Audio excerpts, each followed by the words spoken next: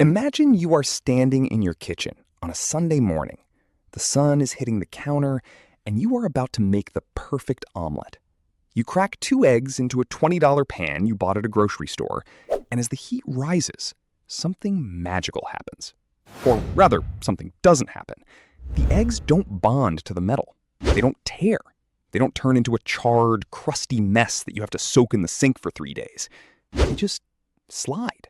They glide around that dark, speckled surface like a professional figure skater on fresh ice. It feels like magic. But here is the thing. That magic is actually one of the most stubborn, weirdest, and most accidental chemical miracles in human history. We all have that one friend, maybe it is you, who treats their nonstick pan like a sacred relic. No metal forks, no high heat, no abrasive sponges. And then there is that other friend who treats it like a battlefield, scratching the surface until it looks like a cat used it as a scratching post, and then wonders why their pancakes look like a topographical map of the moon. But have you ever stopped to ask the really weird question? If nothing sticks to a nonstick pan, how on earth did they get the nonstick coating to stick to the pan in the first place? Think about it. If the material is designed to reject everything, how do you glue it down? To understand why your eggs slide, we first have to understand why they want to stick. If you look at a regular stainless steel or cast iron pan under a microscope, it does not look smooth. It looks like the Himalayas. It is a jagged, terrifying landscape of peaks, valleys, and microscopic cracks. When you heat that pan and drop an egg into it, the liquid proteins in the egg flow down into those cracks. As the heat cooks the protein, it hardens, essentially locking the food into the metal. It is a mechanical bond. It's like pouring wet concrete over a gravel driveway. Once it sets, they are one and the same. But there is also a deeper, invisible level of sticking. At the atomic level, everything has a slight electrical charge. Atoms have these tiny, flickering forces called van der Waals forces. They're like billions of microscopic hands reaching out, trying to grab onto whatever is nearby. When your food touches the metal, these atoms start holding hands. This is why even a relatively smooth surface can still be sticky. So how do we stop this? We need a material that is so antisocial, so chemically introverted, that it refuses to hold hands with anything. Enter PTFE. You probably know it by its brand name, Teflon. The story of Teflon is a total accident. In 1938, a scientist named Roy Plunkett was working for DuPont, trying to create a new kind of refrigerant gas. He had a pressurized canister of a gas called tetrafluoroethylene. He opened the valve, and nothing came out. The canister felt heavy, like it was full, but the gas was gone. Most people would have just thrown the canister away and called it a bad day. But Roy was curious. He sawed the canister in half, and inside he found a strange white waxy powder. That powder was the world's first PTFE. It had some bizarre properties. It was incredibly slippery, it could withstand huge amounts of heat, and most importantly, it was chemically inert. It did not react with anything. It was like the loner of the chemical world. It was happy just being itself. The secret to this loneliness is a chemical marriage between 2 elements, carbon and fluorine. In the world of chemistry, the bond between carbon and fluorine is one of the strongest relationships in existence. Fluorine is a very greedy element. It wants electrons, and it wants them now. Carbon is happy to share. When they bond together, they become incredibly stable. Imagine a long chain of carbon atoms, totally surrounded by a protective shell of fluorine atoms. This fluorine shell is like a suit of high-tech armor. Because the fluorine atoms are so happy and stable in their bond with carbon, they have zero interest in interacting with your egg, your bacon, or your pancake. When the molecules in your food get close to the Teflon basically says, I am busy, go away. There are no empty hands to grab the food, no van der Waals forces, just a smooth, repelling force field. But this brings us back to our big mystery.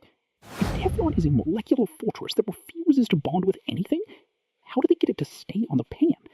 Why doesn't the entire coating just slide off the aluminum base the first time you tilt the pan? The answer is a 3-step process of chemical and mechanical deception.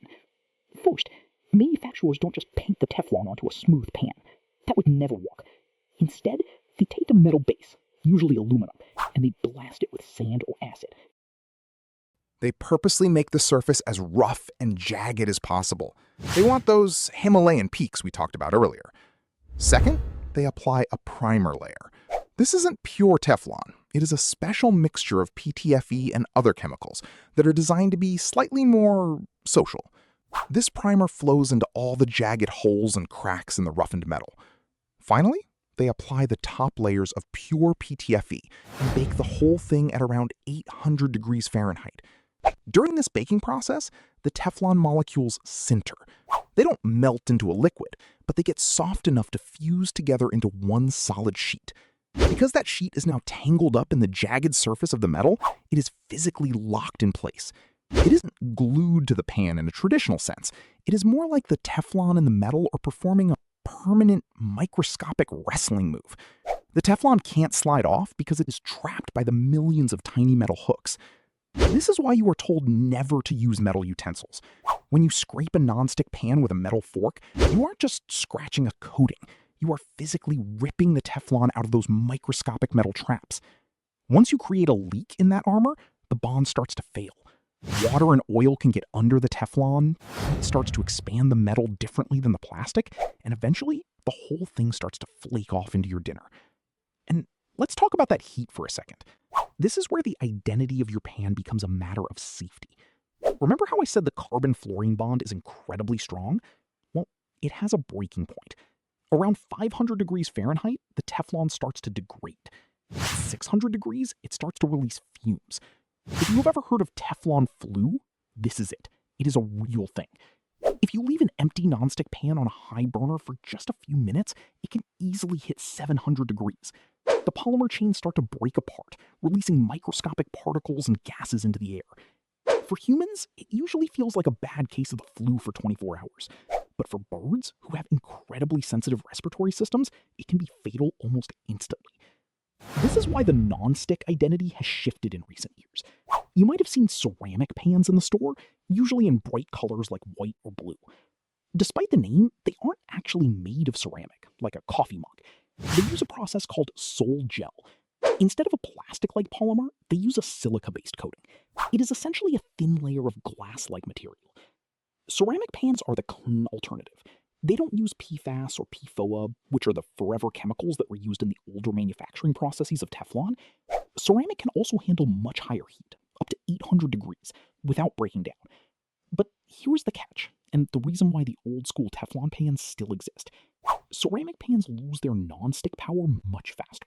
That glass-like surface is brittle. Every time you heat it and cool it, tiny microscopic cracks form. Food gets into those cracks, and suddenly your non-stick pan is just a pan.